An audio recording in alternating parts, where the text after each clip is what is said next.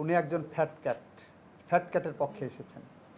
মানে পিছনে কোনো ভোমা বিড়াল বসে আছে টাকা পয়সার নিয়ে, সামনে এসে ওনারা পাবলিক ইন্টারেস্ট লিটিগেশনের নামে এটা করছেন, যেটাকে আইনি পরিভাষায় বলা হয় ফ্যাট ক্যাট।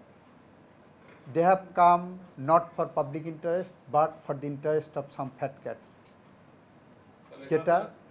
যেটা 18 বিএলসিতে অ্যাপেলেট ডিভিশন বলে দিয়েছেন এই ধরনের মামলা পাবলিক ইন্টারেস্টে মেনটেনেবল না। রাজনৈতিক নেতারাও তার নিয়ে মিছিল করছে, অনেক করতে পারেন, তারাও এই ফ্যাট ক্যাটের সাথে করতে পারেন, সেটা তো তাদের ব্যাপার। আমরা আমাদের আইনি যুক্তি তুলে ধরেছি। চট্টগ্রাম বন্দরের double mooring container new mooring container সার্ভিসটা বিদেশি একটা কোম্পানির সাথে প্রাথমিকভাবে কথাবার্তা চলছে। এইটা নিয়ে গোটা জাতির সামনে পাবলিক ইন্টারেস্ট লিটিগেশন করে একটা মিস ইনফরমেশন, বিভ্রান্তমূলক একটি তথ্য উপস্থাপন করা হয়েছে। সেটা হলো চট্টগ্রাম বন্দর দিয়ে দেওয়া হচ্ছে। আমরা কোর্টকে বলেছি এই রিট পিটিশন কয়েকটা কারণে খারিজ হবে। নাম্বার 1, ওনারা যেটা বলছেন ডাইরেক্ট পদ্ধতিতে দিতে পারে না। ইতিপূর্বে এই কোর্টই অন্য একটা কোম্পানিকে ডাইরেক্ট পদ্ধতি দিয়েছিল, তারপরে যখন অন্যদের সাথে কথা বলতে গেছে তখন উনি রিট পিটিশন করে এসছেন, সেটা রিজেক্ট করছে সামারালি। একই পয়েন্টের উপরে আপনি আবার এটা এন্টারটেন করবেন, সেটা দ্বৈত নীতি হবে। দ্বিতীয়ত বলেছি যে রিট তখনই হয়, কজ অফ অ্যাকশন তখনই তৈরি হয় যদি কজ অফ অ্যাকশন তৈরি হওয়ার মতো ফাইনাল কোনো সিদ্ধান্ত থাকে।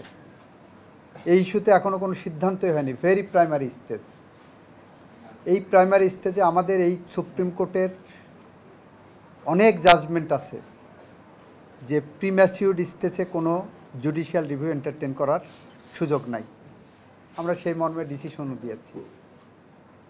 তৃতীয়ত আমরা বলেছি, ওনাদের একটা প্রশ্ন ছিল যে বিদেশি কোম্পানিকে, বাংলাদেশি কোম্পানিকে না দিয়ে বিদেশি কোম্পানিকে কেন দেওয়া হচ্ছে। আমরা বলেছি যে আইন আমাকে অথরিটি দিয়েছে, দেশি বা বিদেশি কোম্পানি। সুতরাং একদিকে যেমন আইনের বৃত্তের মধ্যে আছি, আরেকদিকে ওনাদের রুলের সেকেন্ড পার্টটা, যেটা রুলের সেকেন্ড পার্টে বলছে কেন সরকারকে নির্দেশনা দেওয়া হবে না PPP act 2015 and PPP rules 2017 অনুসারে এই যে কোনো কোম্পানির সাথে চুক্তিবদ্ধ হওয়ার জন্য। তো আমরা বলেছি যে তাদের তো স্ববিরোধী কথা বলছে। আমরা যা করছি সংবিধানের মধ্য থেকে, আইনের মধ্যে থেকে, পিপিপির মধ্য থেকে করেছি। আর একটা প্রশ্ন করেছেন, দুবাই গভর্নমেন্ট চুক্তি করতে পারে না, আজকে আবার সেটা প্রত্যাহার করে নিয়েছেন যে না, ওইটা ওনারা ভুল বলেছেন। আর একটা হলো এই যে পিপিপি অ্যাক্টের আন্ডারে, সেকশন 7-এর আন্ডারে প্রধানমন্ত্রী এবং মন্ত্রিপরিষদ থাকতে হবে। যেহেতু প্রধানমন্ত্রী এবং মন্ত্রিপরিষদ নাই, সেই কারণে এই ধরনের পদক্ষেপ নিতে পারে না। তো গোটা রিট পিটিশন হলো ভ্রান্ত নীতির উপরে। আমরা বলেছি অন্তর্বর্তীকালীন সরকার যে দায়িত্ব পালন করছেন, এই সরকারের প্রধান উপদেষ্টা ইজ ফাংশনিং। যে প্রধানমন্ত্রী যে কাজগুলো করতে পারতেন, এই প্রধান উপদেষ্টা এবং এই ক্যাবিনেট সে একই কাজ ওনারা করতে পারেন। That is the constitutional scheme.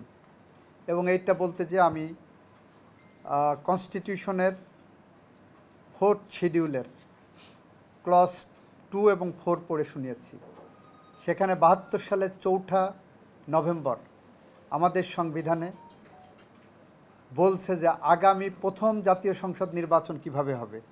অর্থাৎ এই সংবিধান যখন রচিত হয়, অ্যাডমিটেডলি এটা একটা পলিটিক্যাল ইনস্ট্রুমেন্ট হিসেবে আসছে। কারা করেছেন? 70-এর কনস্টিটিউশনে, পাকিস্তানের কনস্টিটিউশনে নির্বাচিত সংসদ সদস্যরা। ওইখানে প্রেসিডেন্ট সম্পর্কে বলা হচ্ছে অন্তর্বর্তীকালীন কিভাবে হবে। আমরা 90-এর গণ অভ্যুত্থানের পরে প্রেক্ষাপট টেনে এনেছি। কিভাবে শাহাবুদ্দিন সাহেব প্রধান বিচারপতি থেকে উপরাষ্ট্রপতি হলেন, অস্থায়ী রাষ্ট্রপতি হলেন, আবার প্রধান বিচারপতির পদে ফেরত গেলেন পলিটিক্যাল কনসেনসাসের বেসিসে।